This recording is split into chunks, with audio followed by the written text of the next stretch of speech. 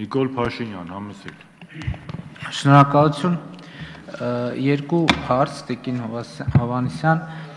ուրեմն սույն թվականի սեպտեմբերի 11-ին Սերժ Սարգսյանը իր մոտ խորհրդակցություն է անցկացրել եւ այսպիսի հայտարարություն, այսինքն ոչ թե այսպիսի, այլ հայտարարել, որ երթևեկության կանոնների խախտումները 70%-ով նվազել են, ես նախադասություն իմ առաջը, եթե պետք լինի, նաև կմեջբերեմ։ Դուք տեղյակ եք ինչ տվյալների վրա է հիմնվել պարոն Սարգսյանը, որովհետև իմ ձեռքի տակ եղած պաշտոնական տվյալներով, որ ես ստացել եմ Արդարադատության նախարարությունից, օրինակ 2014 թվականին 2013 թվականի նկատմամբ խախտումների աճը կազմել է, արձանագրված խախտումների աճը կազմել է 30%, իսկ 2011 թվականի նկատմամբ 2014 թվականին, այսինքն արագաչափերի կիրառումից հետո, աճը կազմել է 142%։ Համեմատության համար ասենք, եթե 2011 թվականին 679,000 խախտում ենք ունեցել խախտման որոշում, 2014 թվականին 1,647,252 որոշում։ Այսինքն այս դեպքում դուք գոնե ընդունում եք, որ Սերժ Սարգսյանի կողմից ակնհայտ սխալ տվյալներ են հրապարակվել։ Երկրորդը, գիտեք, ես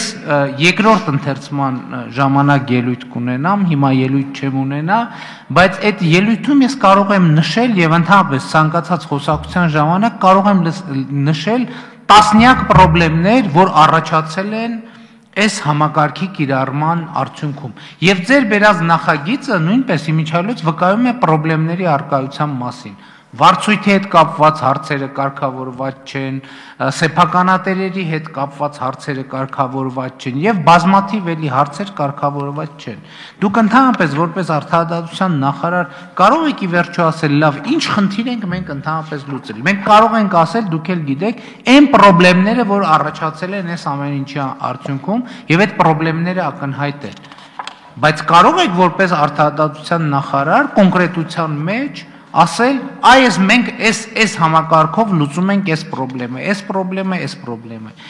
Իմիջիայլոց ասեմ նաև նախնական ելույթում ավելի մանրամասն անդրադառնամ արագաչափերի գործարկման պահից ի վեր։ Վթարները աճել են 36%-ով, տուժածները աճել են 61%-ով, ուրեմն խախտումները աճել են 142%-ով, իսկ ընդհանրապես վճարված տուգանքները քաղաքացիների դրամական տուգանքների աճը կազմել է 351.7%։ Շնորհակալություն։ Շատ լավ, պարոն Փաշինյան, դուք առաջին հարցի հետ կապված, ուրեմն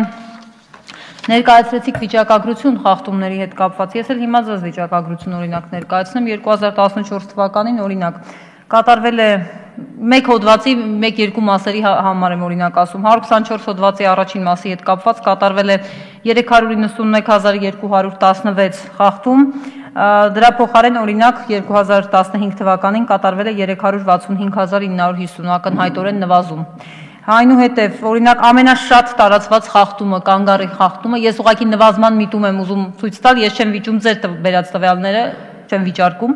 Այստեղ օրինակ 32,328,871 2014-ին եւ 296,337 2015-ին։ Այսինքն երբ խոսքը վերաբերում է նվազմանը, այսինքն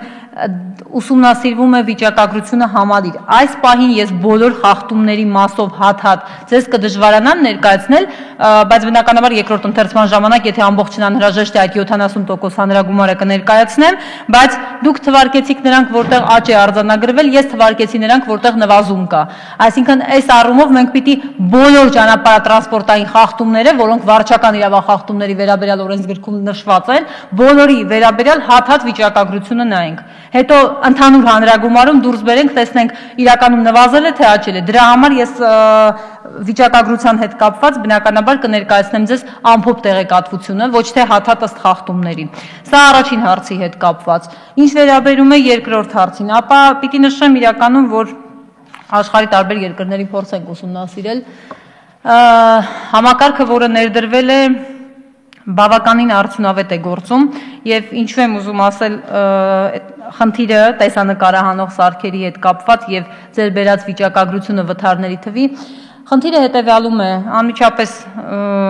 ընդմիջման ժամանակ կամ անմիջապես հետո ելույթից ես դες հստակ թվային ցուցանիշներ կտամ պարզապես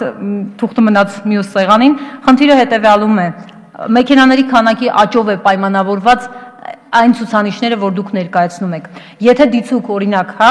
մեքենաների քանակը 2014 թվականին եղել է X 200,000 օրինակ եւ 2015 թվականին դարձել է 400,000, բնականաբար ուրեմն համապատասխանաբար վթարների աճի վրա դա ազդեցություն ունենում է։ Կա վիճակագրություն հաշվարկված, ըստ որի մեկ մեքենայի աճը այսինքն մեկով ավելանալը, եթե մեկ մեքենայի հաշվարկով ենք անում, երկրորդը, երբ որ ասենք նույն ընտանիքում երկրորդն է ավելանում, դա վիճակագրություն կա հստակ հաշվարկված, որ ոչ թե 2, այլ անգամ 3 վթարի հավանականություն է ստեղծում։ Եթե տվյալները նույնն են,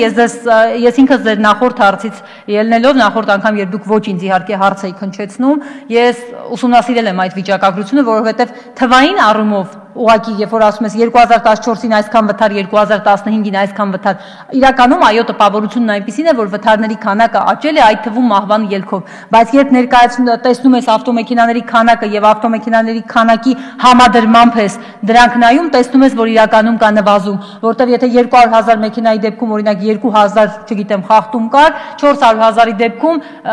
ինքը չի կրկնապատկվել, մի քիչ էլ նվազել է։ Ավտոմեքենաների քանակով է սա պայմանավորված, պարոն Փաշինյան։ Թերևս այսքանը։ Նիկոլ Փաշինյան։ Տիկին Հովհաննիսյան, կներեք գուցե մի քիչ բան հնչի, համատունությունս կոպիտ հնչի, բայց ես ոնց որ ասեմ, որ սպանությունների թիվը երկրում աճել է, դուք ասեք, հա, բայց մարդկանց գլուխը կտրելով սպանությունների թիվը նվազել է։ Այսինքն ընդհանուր վիճակագրություն կա, որ բոլոր ուղղություններով աճել է։ Ես այսօր նայեցի նաև ավտոմեքենաների թիվը, ճիշտ ավտոմեքենաների թիվը գաղտնիք է համարվում Հայաստանի Հանրապետությունում։ Ես թվեր չեմ հրապարակի, բայց այն թվերը, որ դրված են 2011 թվականի եւ 2015 թվականի բյուջեի նախագծերի հիմքում, մենք այդ թվերի ունենք 26% ընդամենը աճ։ Մինչդեռ տուժողների, էլի եմ ասում, 61% աճ ունենք մենք վթարներից տուժողների, եւ մենք ունենք տուգանքների 351% աճ։ Այսինքն, բայց ով ասել, որ արագաչափերը եթե չլինեին, այս վիճակագրությունը ուրիշ էր լինելու։ Որտեղից կա տենց որևէ ապացույց հիմնավորում։ Ես օրինակ չունեմ տենց ապացույց, չեմ հանդիպել այդպիսի բանի։ Պարոն Փաշինյան, ես խոստացա արդեն, որ ես կներկայացնեմ այդ վիճակագրությունը թվային ցուցանիշներով, որպեսզի տեսնեք, որտեղ կրկնում եմ նախորդ անգամ ձեր հարցադրումը ինձ ուրեմն այսպես ստիպեց, դրդեց, որպեսզի ես ինքս նաև ուսումնասիրեմ, որտեղ թվային ցուցանիշները խիստ ակնառու էին։ Իսկ արագաչափերի հետ կապված կա ուսումնասիրություն կատարված իրականում, որ այդ արագաչափերի միջոցով արագաչափերի չէ, տեսանկարահանող սարքերի հետ կապված ուրեմն բացահայտման քանակ է աճել, իսկ ինչ վերաբերում է արագաչափերի հետ կապված խնդրին, ապա հարգելի գործընկերներ, ես մի կարևոր այսպես ուղղակի ուզում եմ շեշտադրում անել իրականում, ձեռքից տակ ունենալով նաև տարբեր երկրների փորձ։ Արագություն գերազանցելը երկրներ կան, ընդ որում չափը կապ չունի։ Մի անգամից բերում է քրեական պատասխանատվության։ Երկրներ կան, որտեղ ուղղակի այնքան անհամաչափ տուգանքներ են, ինչքան մեր մոտ շատ հաճախ դժգոհություն է առաջանում։ Օրինակ միջին աշխատավարձը դիցուկ Լիտվայում 825 եվրո, արագաչափով գերազանցելու դեպքում տուգանքի չափը օրինակ 3500 եվրո։ Եվ այսպես շարունակ, կա փորձ տվյալներ, որոնք ես պատրաստակամ եմ ներկայացնելու, խնդիրն այն է, որ մենք իրականում համալիր ես հարցին պիտի մոտենանք։ Ես ամենևին չեմ հավակնում բացարձակ դոգմատիկ ճշմարտություններ այստեղ հնչեցնելու, հեռու եմ այդ մտքից, որովհետև դուք էլ, ես էլ, բոլորն էլ լավ գիտեմ, որ խնդիրներ կան, այդ խնդիրների լուծման ուղղված քայլեր ենք ձեռնարկում։ Իդեպ մի շատ կարևոր բան եմ ուզում ասել նաև։ Այս նախագիծը ամենևին հավակնություն չունի բոլոր խնդիրներին միանգամից լուծում տալ։ Շատ եք լսել այս դահլիճում, ոչինչ մի անգամ էլ ես կկրկնեմ, վարչական իրավախախտումների վերաբերյալ բազմաչարչար օրենսգրքի մասին։ Այդ օրենսգիրքը իրականում իմ կարծիքով մասնագիտական տեսանկյունից եմ նաև հարցին մոտենում, Ինքը ունի շատ կարևոր նշանակություն, անչափ կարևոր խնդրին համալիր մոտենալու համար, որպեսզի դու միայն վարչական խախտումներից չվերցնես ճանապարհայինը։ Եվ ես նաև այս հրապարակային առաջարկ եմ հնչեցնում, որ քանի որ մենք պատրաստվում ենք եւ սա այն դեպքն է, որ իրականում մի քանի ամիս անց ազգային ժողով է մտնելու այդ նախագիծը, թեև բազմաթիվ անգամներ տեսել եք, բայց սա իրականությանը, այսպես ասենք, շատ մոտ է, որովհետեւ պատրաստ է նախագիծը, բայց վերջին տարբերակի հետ կապված ես ակնկալելու եմ թե աշխատանքային խմբերի ձևաչափով, թե պարզապես այսպես գործընկերային մթնոլորտում դրա քննարկում, որովհետեւ հենց այդ շրջանակներում են լուծվելու հարցերը, նույն բալային համակարգի եւ այլնի հետ կապված։ Վարչական իրավախախտումների վերաբերյալ օրենսգրքի ամբողջ նախագիծը, այո, ամբողջ է, որը առաջիկա ամիսներին կբերվի, դրա համար եմ ասում, սա առաջի քայլն է արագ արձագանքում։ Շնորհակալ եմ։